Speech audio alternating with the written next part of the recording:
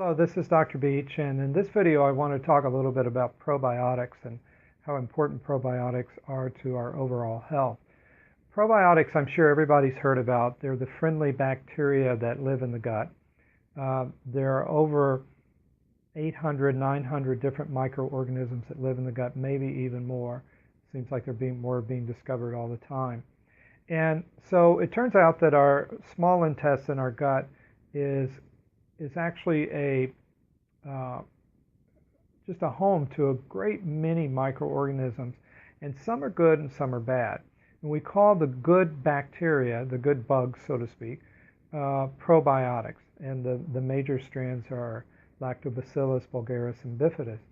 And then there are the other microorganisms that live there, like Candida, which is yeast, H. pylori bacteria, which you hear about in GERD, and gastroesophageal reflux syndrome, E. coli. There's many different other types of organisms that live there. Those bad microorganisms, we'll call them, or bad bugs, are kept in bay by the power and the strength of the probiotics. So probiotics are protecting us from an overpopulation of the gut of the bad microorganisms or bad bugs. So that's one thing that they do. When the bad bugs overproliferate, then they create inflammation. And that inflammation then can dry the gut and create constipation. It also weakens digestion and our ability to break down proteins and sugars. And it can even lead to, on a milder side, irritable bowel syndrome, or on a more severe side can be kind of the onset of things like colitis. So we want to make sure that there's that balance there for that reason, but also the probiotics are there to protect us in terms of what we absorb into the bloodstream. You see, what we put in our mouth goes in the alimentary canal and through the stomach and into the gut. It's still considered to be external to the body. It's not really internal until it absorbs through the bloodstream. And it's the probiotics that are sitting there kind of at the doorway, like sentinels, deciding that this is good and this is bad. This is nutrition, this can come in. This is a toxin, this is an undigested protein, this is an allergen, you have to go. So they're making that intelligent decision about what to absorb into the body and what to reject. So if there's a depletion of the probiotics, then we get what's called permeable bowel or leaky gut syndrome, where bad things like allergens, toxins, undigested proteins, peptides, half-digested proteins can get into the bloodstream and thereby set up many different kinds of diseases. So the probiotics are there to also maintain that type of health. And they maintain that balance that's there in the gut, which is so important because hundreds of thousands of different neurotransmitters are made in the gut. Over 90% of our serotonin, which makes the brain feel happy and calm, is made in the gut. And about 80% of our white blood cells, of our immune system, is there in the gut because so many things are coming in that could damage the body. So the gut in Ayurveda is called the brain of the brain. That's how important it is. And so we have to make sure that this brain is healthy so that this brain is healthy and the rest of the system can work properly.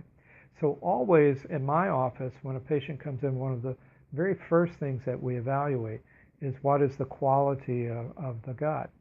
Now, many patients tell me, well, but I'm taking a probiotic. Well, interestingly enough, it turns out that a lot of the probiotics that are out there are actually no good. The bacteria are dead. The only product that I've seen that is good is called Natron. It doesn't mean there aren't other products, but it's the only one I know of, is Natron probiotic, which has very viable probiotic in it. But the most viable probiotic, the best probiotic, the most intelligent bacteria comes from making homemade yogurt. And homemade yogurt is different than buying yogurt at the store. The reason for that is when we make the yogurt fresh, then the yogurt is full, it's teeming full of fresh, very, very alive, very intelligent bacteria.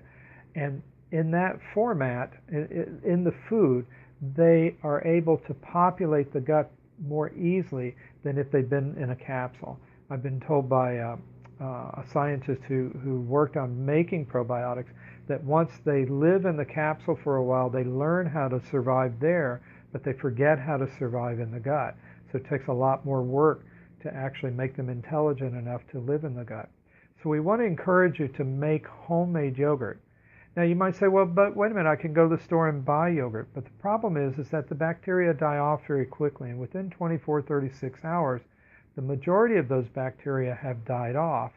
And what's left is just enough maybe to spark a new batch of yogurt if you use it as a starter, but not really enough to be therapeutic to actually improve the gut. So we want to encourage you to make your own yogurt, fresh homemade yogurt. We suggest using a product called that Natron makes, which is a yogurt starter. It makes the best yogurt I've ever had. Almost perfect yogurt every time. It comes in a bottle. It's a powder. You keep it in the refrigerator and just use a little bit when you make the yogurt each time. And this type of yogurt will be the very, very best probiotic for you. Now, there are some other aspects to making sure that we're able to repopulate the gut with the probiotic.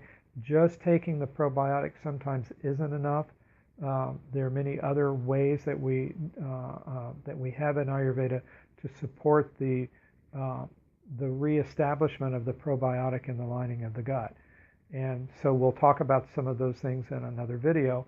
But today I just wanted to make these points about probiotic because it's such an important point. I want to make sure all my patients are using probiotic. If you're not doing it, you have to try because it makes such a big difference in your immune system and your overall digestive health. So thank you very much.